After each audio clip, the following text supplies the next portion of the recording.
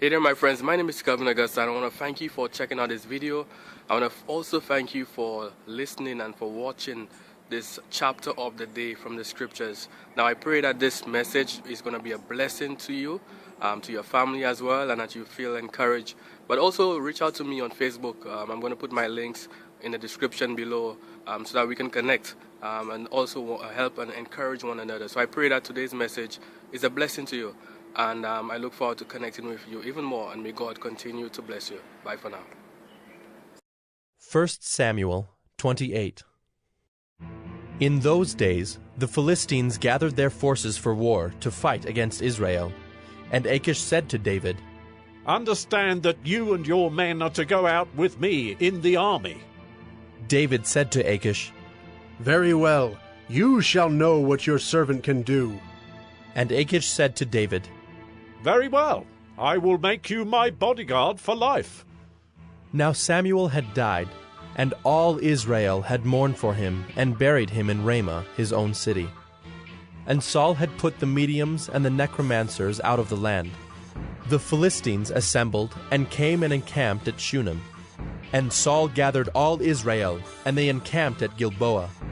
When Saul saw the army of the Philistines, he was afraid, and his heart trembled greatly. And when Saul inquired of the Lord did not answer him, either by dreams, or by Urim, or by prophets. Then Saul said to his servants, "Seek out for me a woman who is a medium, that I may go to her and inquire of her." And his servants said to him, "Behold, there is a medium at Endor." So Saul disguised himself, and put on other garments, and went, he and 2 men with him. And they came to the woman by night. And he said, "Divine for me by a spirit, and bring up for me whomever I shall name to you." The woman said to him, "Surely you know what Saul has done, how he has cut off the mediums and the necromancers from the land. Why then are you laying a trap for my life to bring about my death?" But Saul swore to her by the Lord, "As the Lord lives, no punishment shall come upon you for this thing."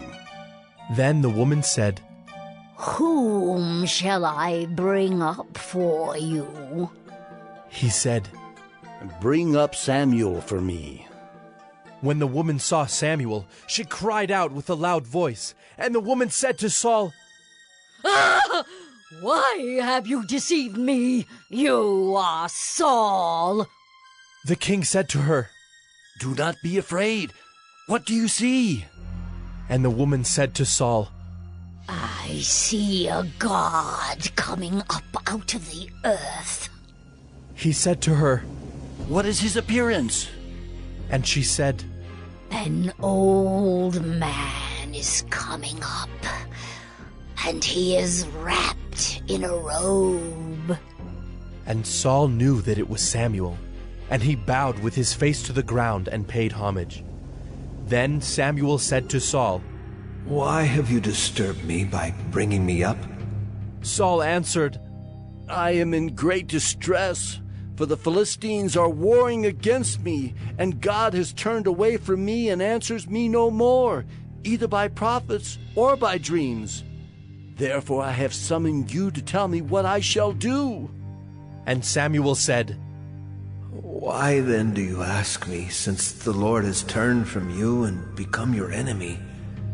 The Lord has done to you as he spoke by me, for the Lord has torn the kingdom out of your hand and given it to your neighbor David, because you did not obey the voice of the Lord and did not carry out his fierce wrath against Amalek. Therefore the Lord has done this thing to you this day. Moreover, the Lord will give Israel also with you into the hand of the Philistines. And tomorrow you and your sons shall be with me. The Lord will give the army of Israel also into the hand of the Philistines." Then Saul fell at once, full length on the ground, filled with fear because of the words of Samuel.